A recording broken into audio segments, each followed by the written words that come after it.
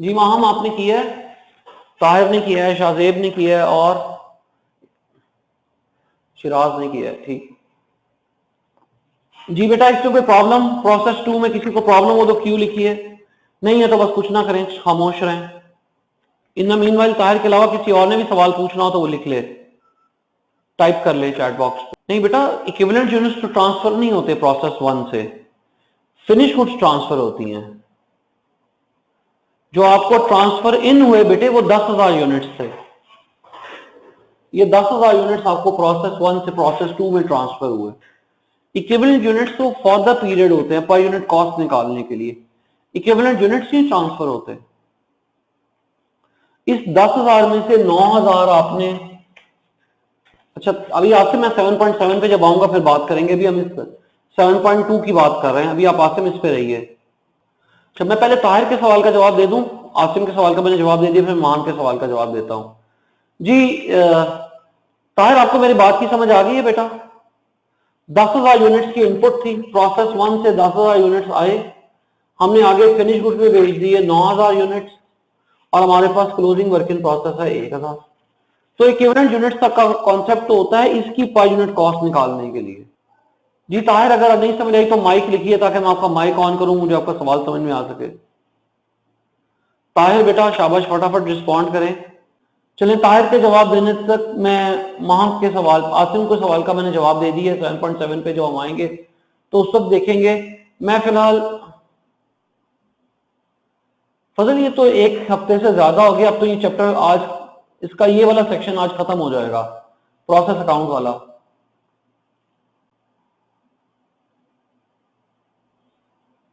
तो आप रिकॉर्डिंग्स लेकर देखिए बेटा, उसमें जो प्रॉब्लम्स आएंगी फिर डिस्कस करेंगे। माहम ने सवाल पूछा कि स्टेटमेंट्स का कोई फॉर्मेट है। माहम, ये स्क्रीन पे मैंने आईकैप की स्टडी टेक्स्ट ओपन की है। इस स्टडी टेक्स्ट में जो स्टेटमेंट्स का फॉर्मेट है बेटी, वही स्टेटमेंट्स का फॉर्मेट है, और वही स्टेटमेंट्स का फॉर्मेट हम यूज करेंगे। ठीक है माहम, समझ आ गई बेटे?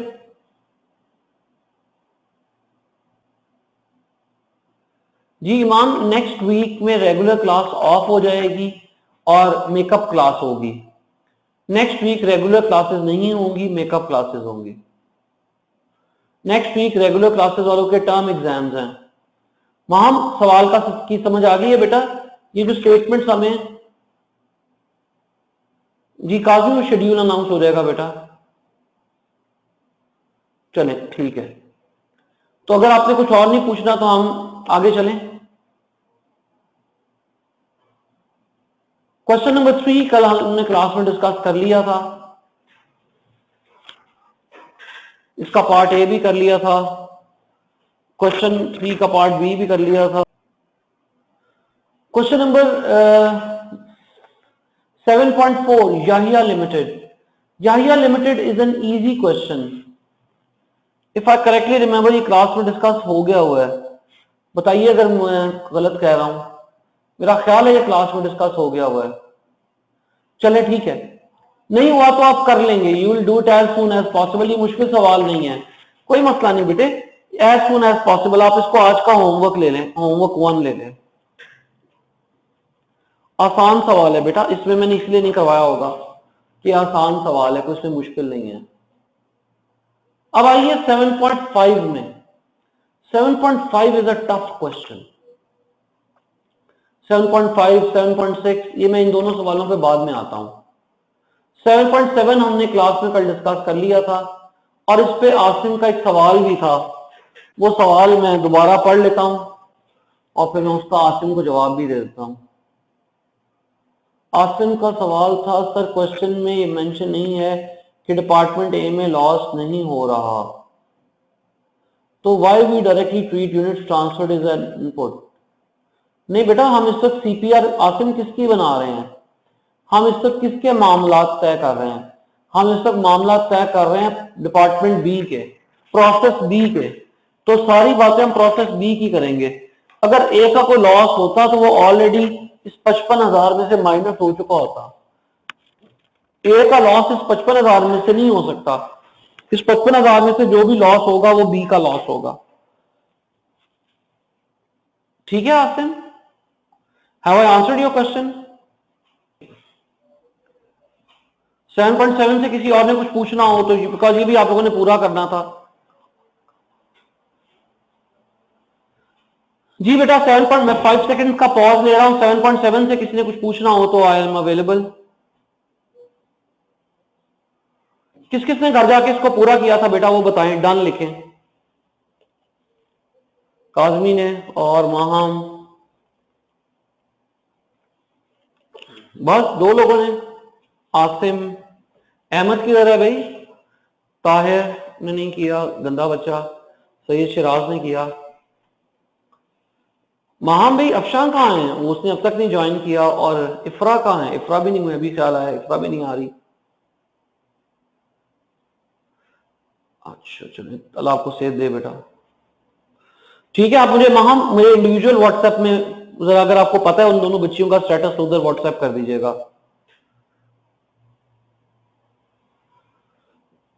अच्छा जी, 7.7 से आगे 7.8, जरा इस 7.8 क्वेश्चन को पढ़िए और बताइए आपको इसमें क्या बात डिफरेंट नजर आती है। मैं वेट कर रहा हूं, सिर्फ सवाल पढ़ के बताना है आपने, इसमें बाकी सवालों से हटके क्या चीज डिफरेंट है। जो जिसको समझ आ जाए वो चैट बॉक्स में लिख दे। जी, ये 2 प्रोडक्ट्स हैं, 2 फिनिश गुड्स हैं, एक्स और वाई का सवाल है। हाँ, हमने इससे पहले प्रोसेस कॉस्टिंग का जब हमने चैप्टर पढ़ाया था, जब लेक्चर बनाया था, तो उसी में ये डन था कि ये 2 डिफरेंट प्रोडक्ट्स हैं, एक्स और वाई। तो ये इसके अंदर एक अलग चीज है। I don't know, I don't want to comment कि आईकैप ने ऐसा क्यों डाल दिया। आप इसको सिंगल प्रोडक्ट ही समझें। आप सारा सवाल इस तरह से सॉल्व करें कि जैसे ये सिंगल प्रोडक्ट है, एक्स 50 अलहदा, वाई 25 अलहदा, बस दैट्स इट। सवाल में इसका कोई रोल नहीं है। ठीक है, ये भी इजी क्वेश्चन है अगर ये बात समझ आ जाए तो ये होमवर्क नंबर 2 है।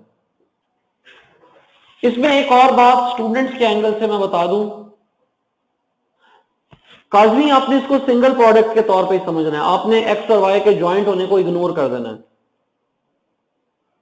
आप समझे ये पेप्सी फांटा है, तो दोनों की सेलिंग प्राइस सेम है, कॉस्ट सेम है, तो कंपनी को इससे कोई फर्क नहीं पड़ता कि लेबल ऊपर पेप्सी का लगा हुआ है कि उसका लगा हुआ है। ठीक है Kazmi, you treat it as a single product, that's it, nothing different. जी काजमी बेटा, कोई इश्यू तो बताइए वरना मैं आगे बात करूं। इस चीज की कोई स्पेशल ट्रीटमेंट नहीं होगी काजमी जी। आप यूं समझें कि आपने फिनिश गुड्स के 75,000 यूनिट बनाए हैं, बस दैट्स इट। इससे ज्यादा इसकी कोई सिग्निफिकेंस नहीं है। आप लिखने में अलग लिख दें कि एक्स के 50,000 यूनिट्स हैं, वाई के 25,000 यूनिट्स हैं, लेकिन आपके दिमाग में क्या होना चाहिए कि बस हमारी फिनिश गुड्स कितनी है, 75,000। इसके अलावा सवाल में इसकी कोई इंप्लीकेशन नहीं है। एक जो और चीज स्टूडेंट्स को तंग करती है वो ये कॉस्ट है। ये कॉस्ट इनकी कॉस्ट नहीं है, बल्कि ये इनपुट की कॉस्ट है। ये फिनिश गुड्स की तो अमाउंट आपने कैलकुलेट करनी है। ये देखा उसने लिखा हुआ है, a statement showing evaluation of output. इस आउटपुट को तो आपने मेजर करना है। तो ये 5,47,125 228 ये इनपुट की कॉस्ट है। ये वर्क इन प्रोसेस अकाउंट के डेबिट साइड पे आएगी, 5,47,125 और 228,875। ठीक है जी, हो जाएगा जी। यस शिराज, आपके सवाल का जवाब है यस। ठीक है जी, अब इससे आगे बात करते हैं। काजी आप अपना सवाल लिखिए। इससे आगे जो सवाल है 7.9 से ऑनवर्ड जो सवाल है वो हम अभी डिस्कस नहीं करेंगे। वो ज्वाइंट और बाय प्रोडक्ट या ज्वाइंट कॉस्टिंग और प्रोसेस कॉस्टिंग के कंबाइंड क्वेश्चन हैं, उनको अभी डिस्कस नहीं करेंगे। क्या कह रहे हैं काजमी आप? Tested units. अच्छा, आपको काजमी अगर इस तरह की किसी का डाउट हो ना तो आप छोटी सी एक डायग्राम ड्रॉ कर लिया करें इस चीजों के लिए। मैं भी उस तरफ आ ही रहा था, चले कोई बात, ये भी बात कर लेते हैं। अब जरा इस सवाल की ना हम डायग्राम ड्रॉ करते हैं कि इस सवाल की डायग्राम क्या है। ये हमारा प्रोडक्शन प्रोसेस है। इस प्रोडक्शन प्रोसेस में 50% मटेरियल शुरू में लग जाता है और इंस्पेक्शन होती है 50% पे, इंस्पेक्शन है 50% पे। जो आपके ओपनिंग वर्क इन प्रोसेस के 15,000 यूनिट्स हैं वो भी यहां खड़े हैं, ओपनिंग वाले भी यहां खड़े हैं और क्लोजिंग वाले भी यहां खड़े हैं। इसका मतलब है ओपनिंग वाले यूनिट्स पिछले पीरियड में टेस्ट पास कर चुके हैं, बिकॉज टेस्ट होना था जब कोर्स 50% हुआ होता।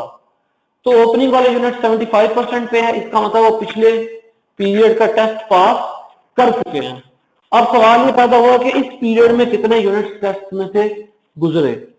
तो इस सवाल में हमें जो क्वेश्चन के अंदर इनपुट है वो गिवन नहीं है, उसने हमें ये बताया हुआ है कि एक्स बनाया 50,000, वाई बनाया 25,000, जो क्लोजिंग वर्क इन प्रोसेस है वो है 10,000, और यहां से टोटल जो रिजेक्ट हुआ है वो 12,500 है।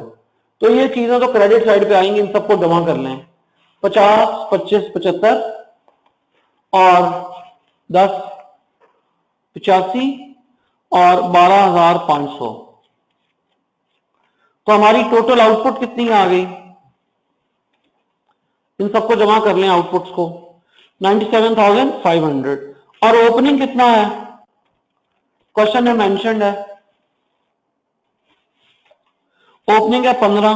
तो इसका मतलब है आपने इस पीरियड में कितने यूनिट्स पे काम किया होगा, कितने यूनिट शुरू किए होंगे?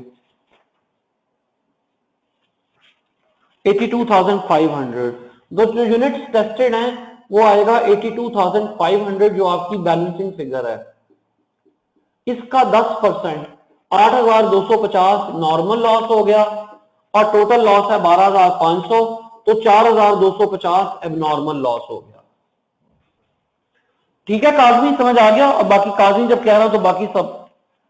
फजल आपको थोड़ी थोड़ी समझ आ रही है बेटा? चलो कोई बात नहीं, परेशान नहीं होना। जी काजमी, आपके सवाल का जवाब था, इंतजार था। जी इनपुट, इट मीन 10% इनपुट। जी आसिम, ये हमने कल पॉइंट पढ़ा था कि जब भी सब्सिक्वेंट प्रोसेस के अंदर मटेरियल ऐड होने की वजह से फिनिश गुड यूनिट्स बढ़ जाते हैं तो प्रीवियस प्रोसेस की पर यूनिट कॉस्ट कम हो जाती है। अगर नहीं समझ आई तो क्यों लिख दे, मैं एक देसी मिसाल से समझा देता हूं। किसी और को भी अगर इस पॉइंट की नहीं समझ आई तो कोई क्यों लिख दे, मैं देसी मिसाल से समझा देता हूं।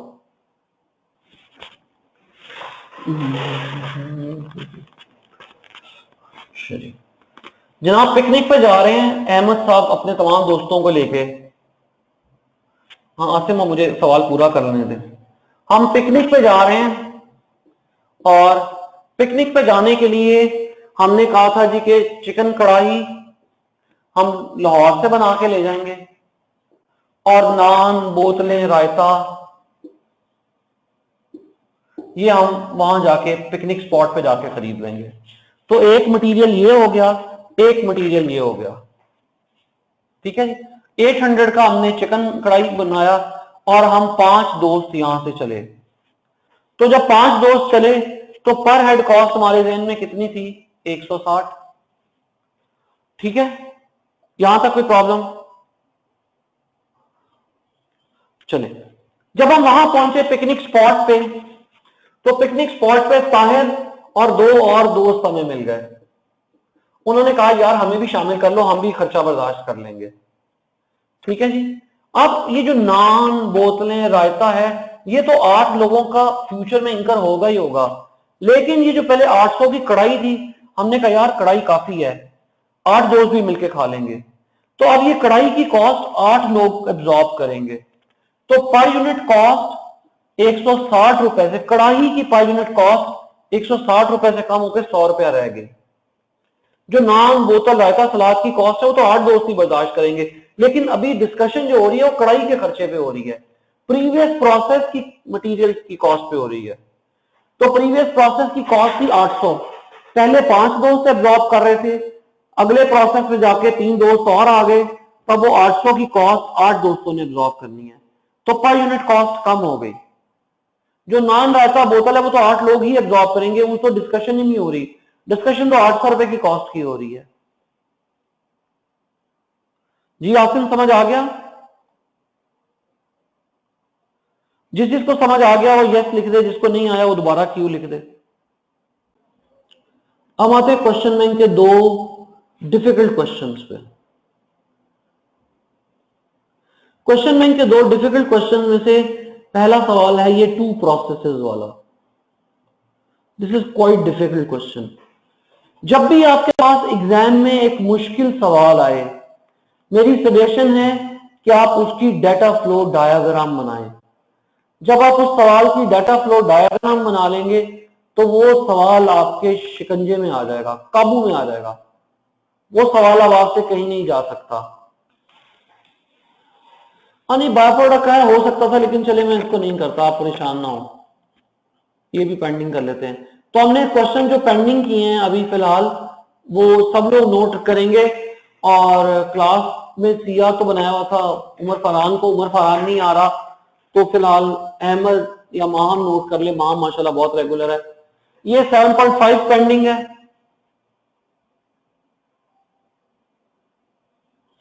7.9 तो किया ना किया एक ही बराबर है, बहरहाल पेंडिंग है। 7.10 पेंडिंग है।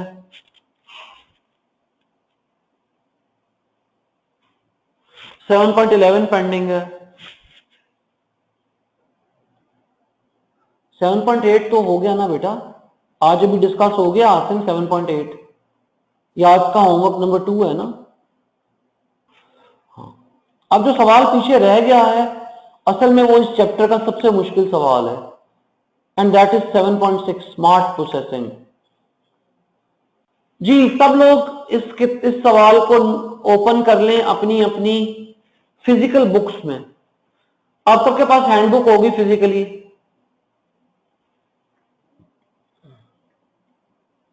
जी 7.4 भी होमवर्क है, आसान सवाल है, कोई ऐसी मुश्किल काम नहीं है उसमें। 7.4 और 7.8 दोनों आसान सवाल है, 1 घंटे के अंदर अंदर हो जाएंगे। अब आइए जो इस चैप्टर का सबसे मुश्किल सवाल है। इस चैप्टर का सबसे मुश्किल सवाल है ये 7.6 स्मार्ट प्रोसेसिंग। मेरी इसमें आपको सजेशन है कि मैं चूंकि ज्यादा स्क्रीन यूज करूंगा इस सवाल को आप लोगों से डिस्कस करने के लिए, तो आप लोग ये सवाल अपने पास हैंडबुक में फिजिकली ओपन कर लें। ये पैक आई कैप के क्वेश्चन बैंक का पेज नंबर है 30। पेज 30 फिजिकली ओपन कर लें। जो ओपन कर ले वो डन लिख दे।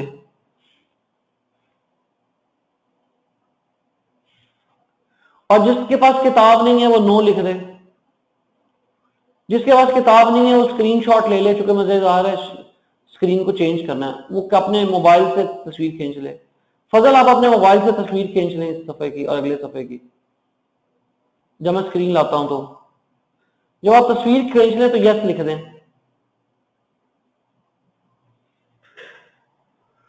चलें, अब इस सवाल का बकाया हिस्सा ये है, इस वक्त स्क्रीन पे इसको भी थोड़ा बड़ा कर दूं। जी फजल इसकी भी पिक्चर खींच लें और यस लिख दें। 22 नंबर का सवाल है। जब इतना मुश्किल सवाल आए तो हमें चाहिए कि हम शुरू में ही इसकी डाटा फ्लो डायग्राम बना लें, एक पिक्चर बना लें जिस पिक्चर से हमें इस सवाल को समझना आसान हो जाए। इस सवाल की डीएफडी हमने अपनी हैंडबुक में शामिल की हुई है, तो आप सब लोग फिजिकली अपने सामने क्वेश्चन खोल के रखें, फजल अपना मोबाइल खोल के रखें और हम अपनी हैंडबुक में जाके इस क्वेश्चन की डीएफडी को डिस्कस करते हैं। जी जी काजी ये 7 मुझे पता है G7, लेकिन इसका आंसर देखते हैं।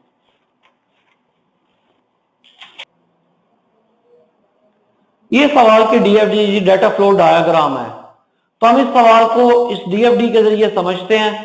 क्वेश्चन पढ़ता जाऊंगा और जो डीएफडी में चीजें हमें मिल रही हैं मैं उसको ग्रीन या येलो जो भी कलर है वो करता रहूंगा। तो आप लोग इस सवाल फिजिकली खोल के रखें अपने पास और हम मिलकर इसको सॉल्व करते हैं।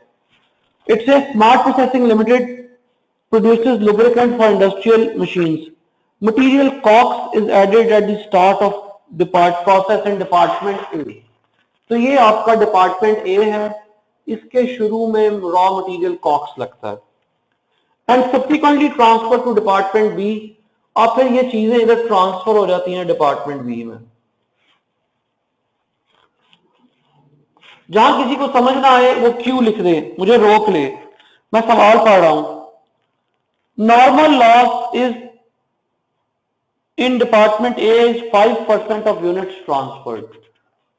तो जो आपका नॉर्मल लॉस है डिपार्टमेंट ए में वो यूनिट्स ट्रांसफर्ड का 5% है। So normal loss is units transferred का 5%। मैं अभी वर्किंग नहीं देख रहा, सिर्फ चीजें हाईलाइट कर रहा हूं जो क्वेश्चन में गिवन है। Then in department B material is coy is added just after inspection which takes place when production is 60% complete. तो स्टेज ऑफ इंस्पेक्शन 60% है, इसके बाद ये मटेरियल कॉय ऐड हो रहा है। 10% of the units are evaporated. आपका एक्सपेक्टेड नॉर्मल लॉस है 10%। ये आपका एक्सपेक्टेड नॉर्मल लॉस है।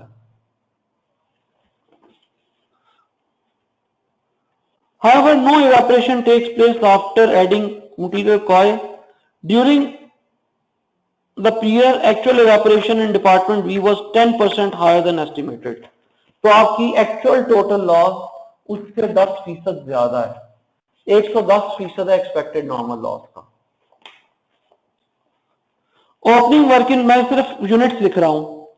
ओपनिंग वर्क इन प्रोसेस के यूनिट्स डिपार्टमेंट ए में उसने हमें नहीं बताया, अमाउंट बताई है। डिपार्टमेंट ए के अंदर मटेरियल आया 6 लाख लीटर, तो मटेरियल कॉक्स आया है 6 लाख लीटर और मटेरियल कॉय आया है 5 लाख लीटर। ये क्वेश्चन में गिवन है। देन हमारे पास आगे लेबर और ओवरहेड की कॉस्ट आ गई। अगले पेज पे लिखा हुआ है डिपार्टमेंट ए के अंदर ओपनिंग वर्क इन प्रोसेस के यूनिट्स हैं 64,500।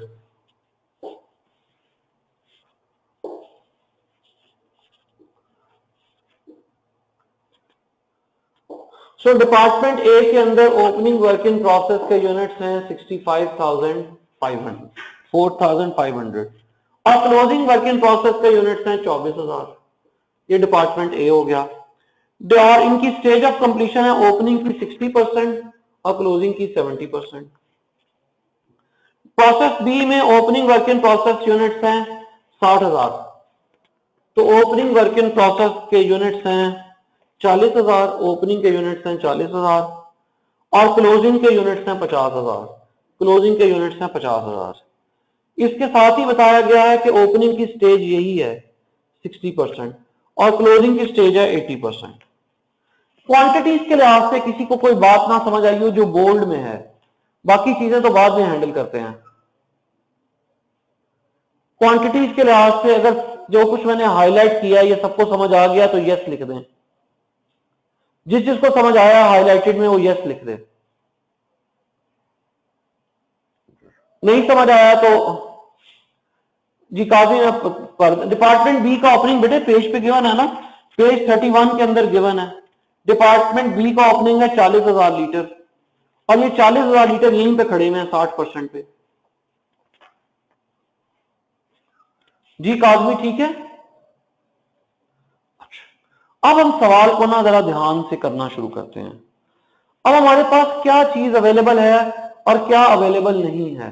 हमारे पास फिनिश्ड गुड्स अवेलेबल नहीं है कि हमारे पास फिनिश्ड गुड्स कितने हैं। तो हम प्रोसेस ए के एंगल से शुरू होते हैं, डिपार्टमेंट ए के एंगल से। डिपार्टमेंट ए में ओपनिंग के यूनिट्स हैं 64,500 और हमने इनपुट की मटेरियल लगाया 6 लाख का, तो हमारे पास टोटल यूनिट्स हो गए 6,64,500। इसमें माइनस कर देंगे जो हमारा क्लोजिंग है 24,000 यूनिट्स और सवाल में लॉस का कोई जिक्र नहीं है, तो बाकी जो यूनिट्स रह गए वो रह गए 6,64,500 में से हम 24,000 माइनस कर देंगे तो आंसर इज 6,40,500। 6,40,500। ये बताइए 6,40,500 तक किसी को कोई प्रॉब्लम तो क्यों लिखे, बाकी खामोश रहें।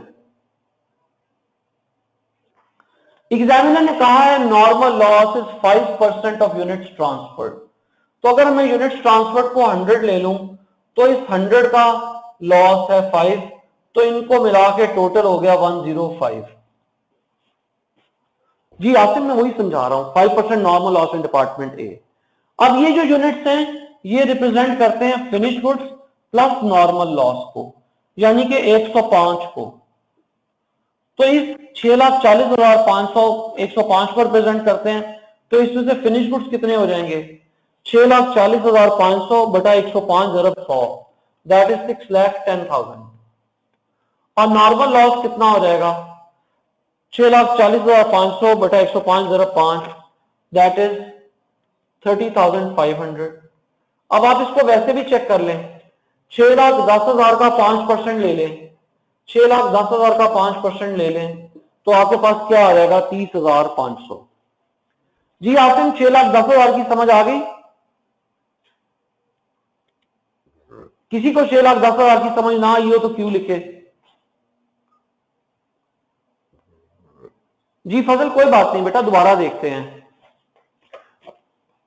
मेरे पास ओपनिंग में थे 64,500 कुर्सियां या केक, 6 लाख केक मैंने और बनाने शुरू किए, मेरे पास हो गए 6,64,500 केक। उसमें से मेरे क्लोजिंग वर्किंग प्रोसेस में थे 24,000 केक। तो मेरी फिनिश गुड्स जो तैयार केक है और लॉस केक वो है 6,40,500।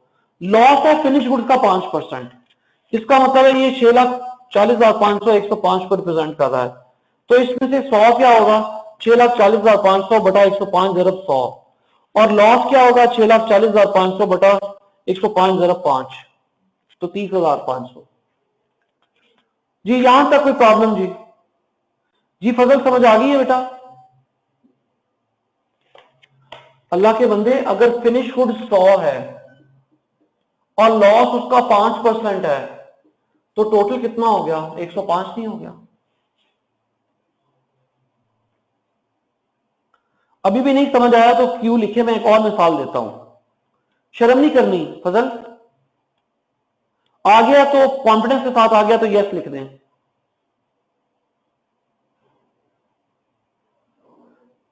चले ठीक है, मैं वैसे मिसाल दे देता हूं।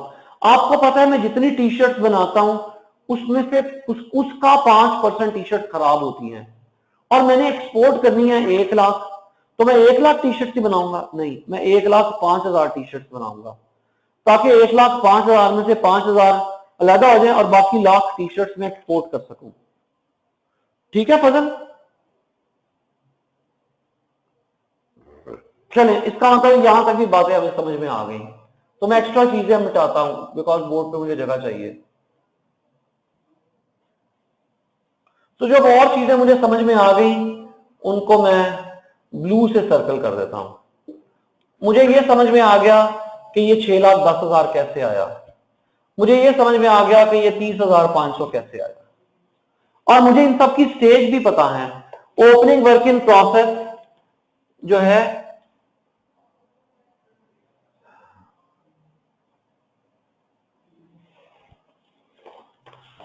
ये जो वर्किंग है ना, असल में ये वर्किंग ये प्रोसेस 1 की नहीं है, ये प्रोसेस बी की है। ये वर्किंग यहां होनी चाहिए थी।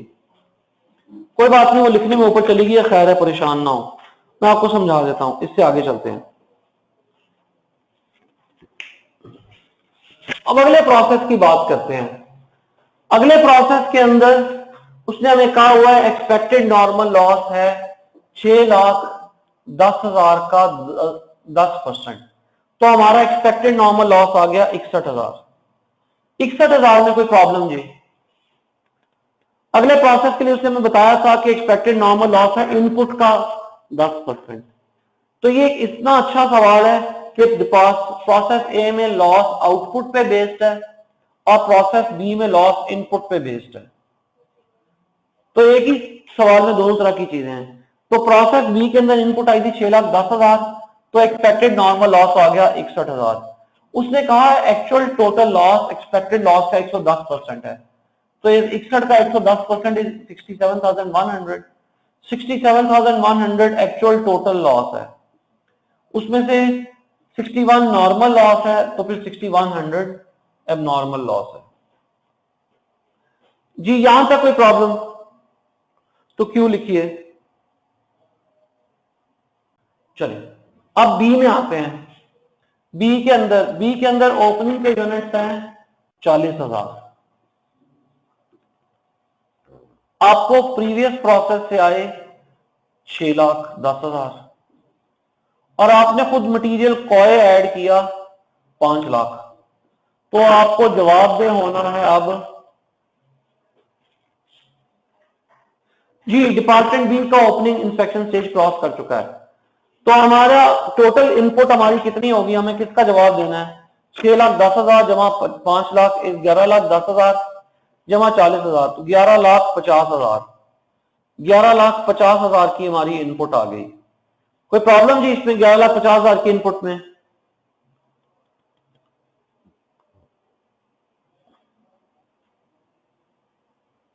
इसमें से हमारा क्लोजिंग वर्क इन प्रोसेस है 50,000।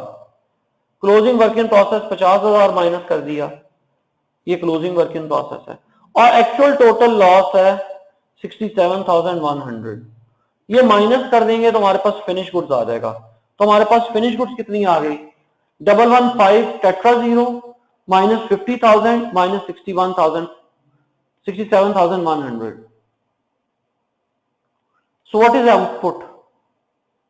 आंसर बताइए, शाबाश जल्दी से, मां जल्दी करो।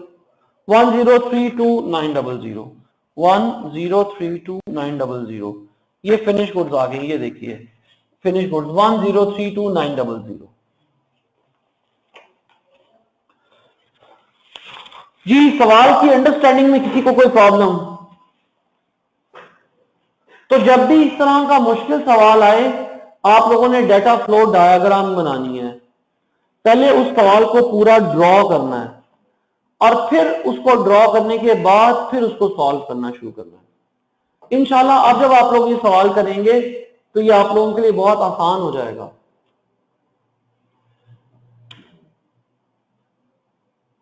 इस तरह स्टेज ऑफ कंप्लीशन, जो ओपनिंग वर्क इन, अभी जो सवाल पूछा था काजमी ने, जो ओपनिंग वर्क इन प्रोसेस के यूनिट्स हैं उनकी स्टेज ऑफ कंप्लीशन है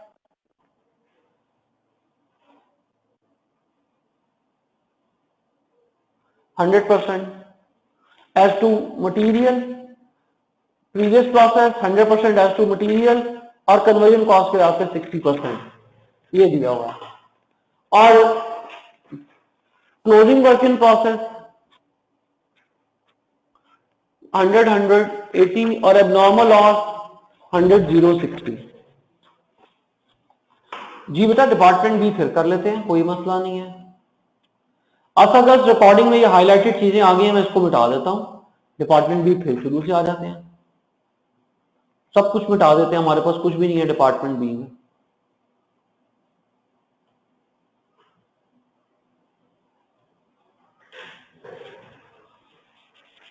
ये हमने पहले डिपार्टमेंट ए से निकाल लिया था कि यूनिट्स ट्रांसफर हुए 6,10,000। हमारा एक्सपेक्टेड नॉर्मल लॉस है 6,10,000 का 10%। तो एक्सपेक्टेड नॉर्मल लॉस आ गया 61,000। ये हमारा एक्सपेक्टेड नॉर्मल लॉस है। और एक्चुअल टोटल लॉस उसने कहा था कि एक्सपेक्टेड का 110% है। तो एक्चुअल टोटल लॉस हो गया 67,100। तो इन दोनों का जो डिफरेंस है वो आ गया एबनॉर्मल लॉस। तो आपके पास तीन इंफॉर्मेशन है, expected normal loss 1, actual total loss 2 और एबनॉर्मल लॉस 3। जी काजमी इन तीनों में कोई प्रॉब्लम? किसी और को इन तीनों में कोई प्रॉब्लम? चले ये हमारा डन हो गया, इसको भी मिटा देते हैं ताकि चीजें आहिस्ता आहिस्ता सेटल होती जाए। अब मेरे पास ओपनिंग के यूनिट है 40,000 और मैंने पूरा आया 6,10,000 और मटेरियल ऐड किया 5 लाख। तो इन तीनों को जमा कर लूं तो ये मेरी इनपुट हो गई। तो मेरी इनपुट होगी 11,50,000 इन तीनों को ऐड करके। यहां तक कोई प्रॉब्लम तो क्यों लिख दें, नहीं तो चुप रहे। अब इस इनपुट में से हमने वर्क इन प्रोसेस और लॉस माइनस कर दिया। मेरा टोटल लॉस है 67,100 और वर्क इन प्रोसेस है 50,000। तो इसमें से माइनस कर दिया 67,100 और क्लोजिंग वर्क इन प्रोसेस है 50,000। तो मेरे टोटल फिनिश गुड्स के यूनिट्स आ गए 1032,900। ठीक है काजमी, चले ठीक है बेटा। अब आपका आज का असाइनमेंट ये है कि आपने इस क्वेश्चन का सॉल्यूशन अंडरस्टैंड करना है, सॉल्व नहीं करना, मुश्किल सवाल है, अंडरस्टैंड करना है। अभी मैं देख रहा था व्हाट्सएप ग्रुप के बारे में, किसी ने पूछा था। जी बिल्कुल, व्हाट्सएप का ग्रुप है और उसमें उसको हम प्रॉब्लम सॉल्विंग के लिए भी यूज कर सकते हैं और करते भी हैं। जहां कहीं जरूरत होती है मैं इनपुट देता हूं, अदरवाइज आप लोग आपस में चीजों को रिजॉल्व कर लेते हैं। अगर आपको मुझसे कुछ स्पेसिफिक इनपुट चाहिए हुआ करे, हाँ जी फजल, तो वो आप एडमिन में निगत फैज से कहें, वो आपको ज्वाइन करवा देंगे उस ग्रुप में। ईमान तो ऑलरेडी हैं, मैंने देखा था आज इनके एक दो मैसेज आए हुए थे। अच्छा जी, अच्छा तो अगर आप में से स्पेसिफिकली आपने मुझसे कोई क्वेश्चन पूछना है तो मैं भी उस व्हाट्सएप ग्रुप में हूं, मुझे पर्सनल व्हाट्सएप करें।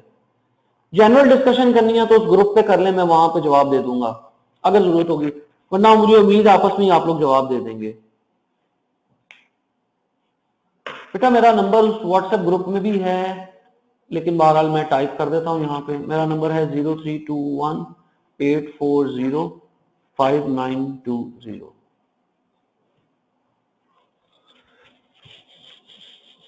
अच्छा जी, अब हमारे इस चैप्टर की एक फेज खत्म हुई है आज। जो एक फेज आज खत्म हुई है वो है प्रोसेस अकाउंट। अब इस चैप्टर की दूसरी शक्ल रहती है,